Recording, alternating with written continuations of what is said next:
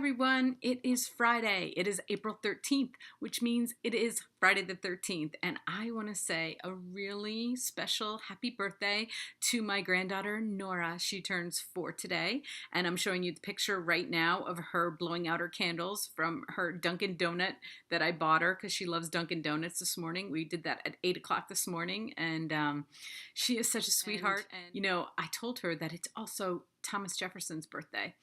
She didn't care that much, but maybe someday she will. So anyway, happy birthday, Nora. And I have a really special day today because I always go on Amazon charts to look at where the books that I've read and that I've done interviews with the authors just to see where they are, because I don't know, because I love charts and lists and everything, but I saw some really cool things today, okay?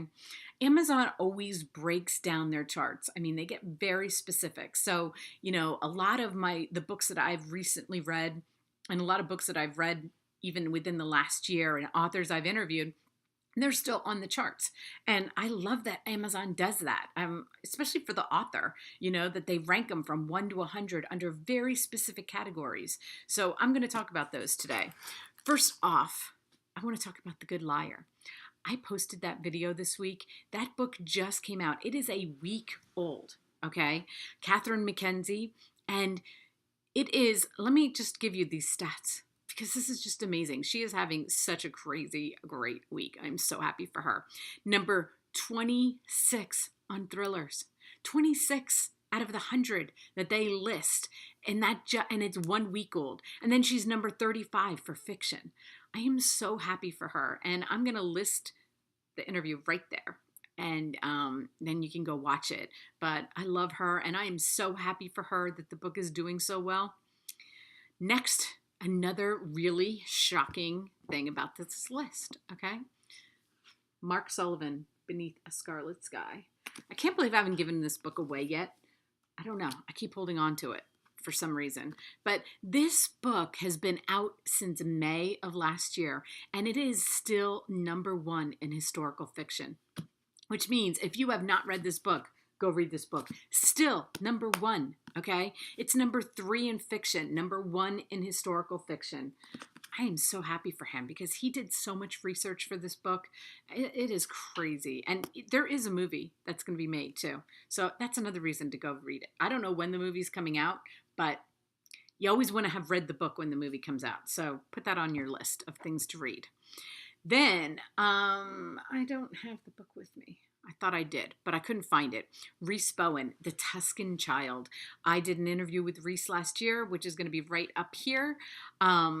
That book has been out since February. It is number 2 in historical fiction, number 6 in fiction. And I can't say enough about that book. And Rhys, she's so lovely. What a lovely woman. And I am so happy for her.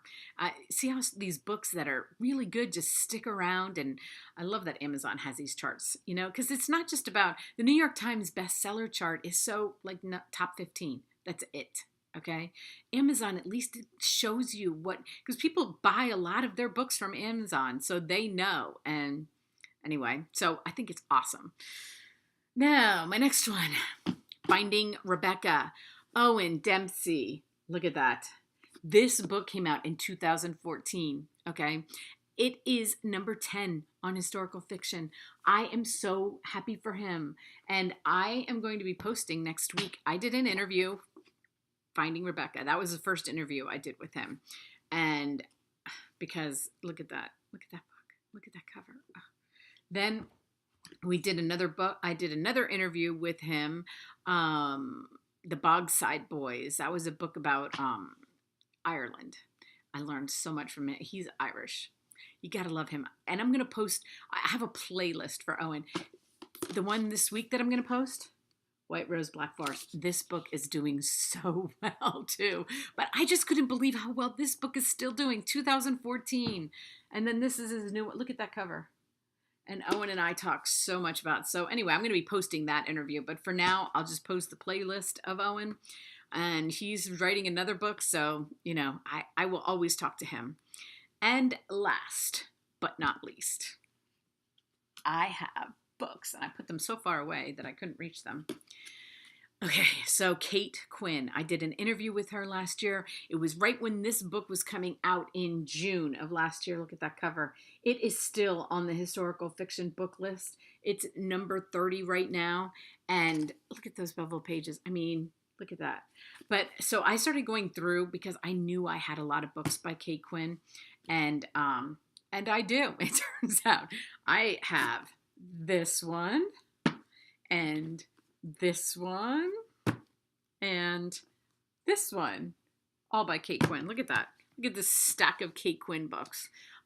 Anyway, I will post the interview I had with her right before the Alice Network came out. And she is so awesome. I can't wait to read her next books. She's a machine. Her books come out all the time. So anyway, so that was a lot of fun. It was a way to wrap up the week, look to see. I kind of like consider my little babies too. When I see these doing well, it makes me so happy because I've talked to these authors and I know what they put into them. And I'm so happy everybody is reading their books. So anyway, guys, thank you for watching a whole week of my book news. And have a great weekend. And I will see you again on Monday.